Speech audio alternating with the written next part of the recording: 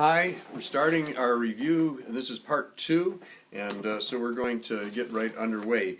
We got as far as what is materialism and non-naturalism, and basically just to catch that one more time, materialism, the idea that only matter exists, that everything that is real is matter, and everything that is matter is real, and the idea of non-naturalism, which looks at this a little differently and says, okay, that anything that is spirit is real, that spirit is, everything is spirit, okay, and so that if I look at the screen in the movie house and I see Brad Pitt, I'm not seeing Brad Pitt, I've seen a projection caused by a movie projector out back, and in this analogy, the movie projector is spirit, and that movie screen is the world as I know it.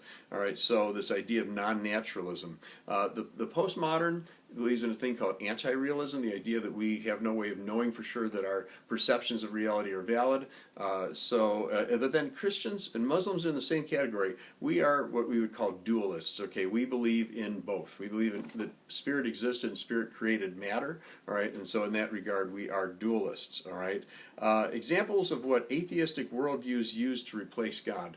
All right, secular humanism uses perfectible man. Who's going to tell us what's right and wrong? We'll tell ourselves what's right and wrong. Well, how do we know that we're right? Well, if there's nothing above us to judge us, then whatever we decide is right, okay? So the idea that we use ourselves is part of this replacement for God. Matter, and the idea that matter is virtually infinite, okay, that is unlimited, that time, virtually unlimited, and that probability, again, is virtually unlimited, and so therefore matter is capable of doing anything given enough time and space and matter and probability, okay, so those two for the secular humanist worldview.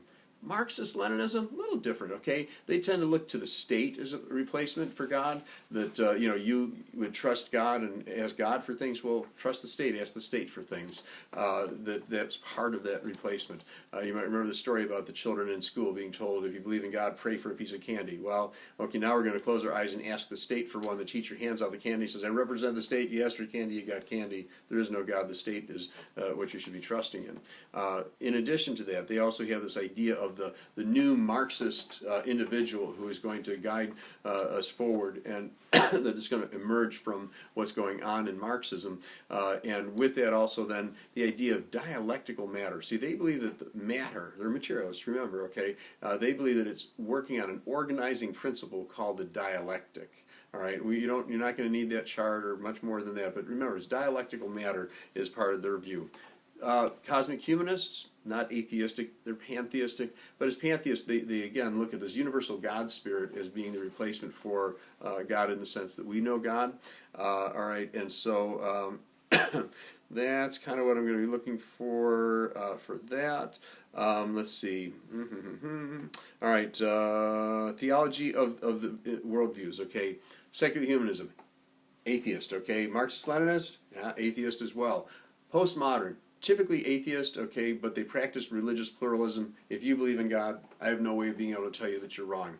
All right, so Islam and Christianity, both theistic, and again, New Age pantheistic. And there's the idea that everything, New Age pantheism is a little different than classic. Classic was the idea that like God was in everything.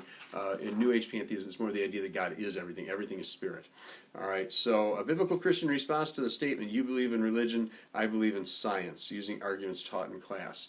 All right, number one part is straighten the guy out, okay? Look, you say that I believe in religion, you believe in science. No. I believe in science and religion, you believe in science alone, all right? So let's get that straight.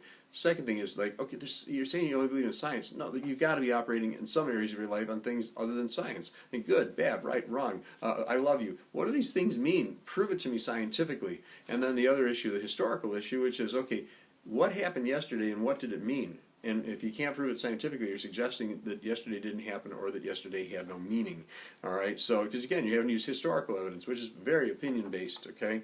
In addition, I got to watch my time because you only got about 10 minutes on each of these videos, and so I'm trying to get as much in. You can watch these over and over again. That's the idea of YouTube.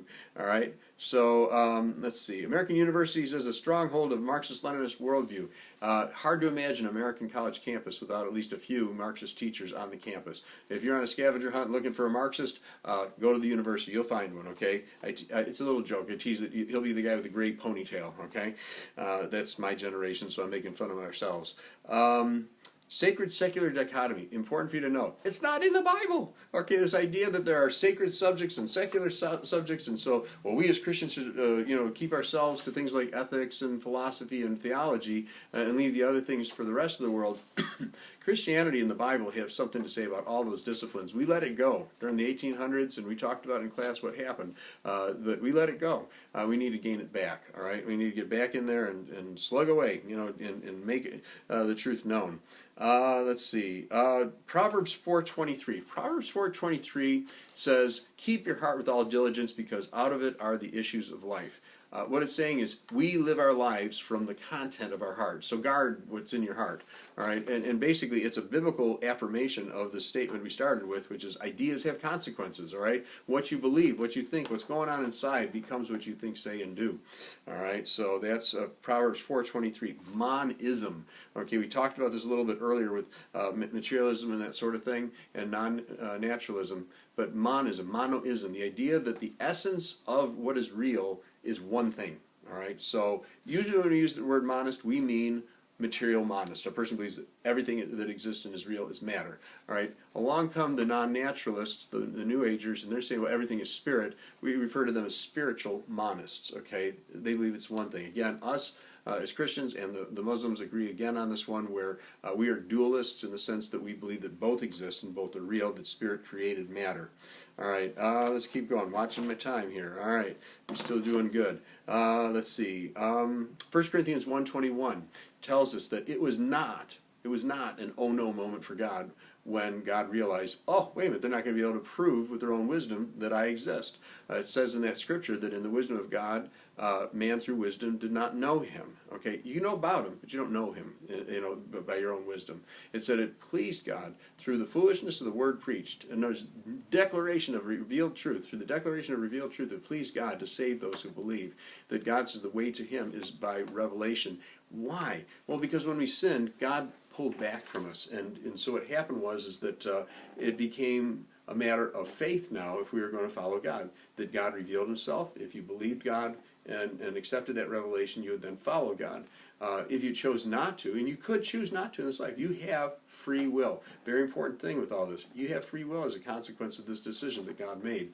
Because if God had descended into the atmospheric heavenly, set up his throne on a cloud like everybody suggests he should do so that everybody would believe in him, no, nobody would believe in him. I don't believe in the bushes. I don't believe in the couch. They're there. I see them. There's nothing to believe. There's no exercise of faith or anything like that. I don't have to love in order to embrace the fact that the grill is on the front porch.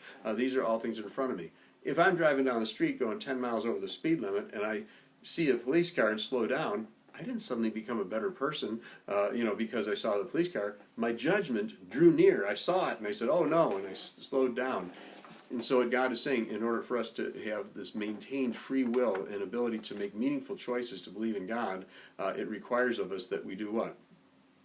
That we have this opportunity to choose God based on faith, not based on force. Okay, we're getting down to the end of what I can fit on one thing here. All right, so the lie and the void, and then we'll go to the next review here. Okay, the lie and the void. The idea that there are two ways to deceive. Flat out lie. The Pilgrims weren't Christians, but you say, hey, that's a lie. All right, or you can choose a different way, which is just take all the references to them being Christians out of the textbooks, okay? And then we have this empty place where nobody can tell what's going on, and so they don't know they're Christians. And this idea, to cap this off, that the most effective lies are mostly truth. Decon, rat poison, 99.995% good stuff for the rat, 0.005% poison. And with that, I'm going to say bye-bye.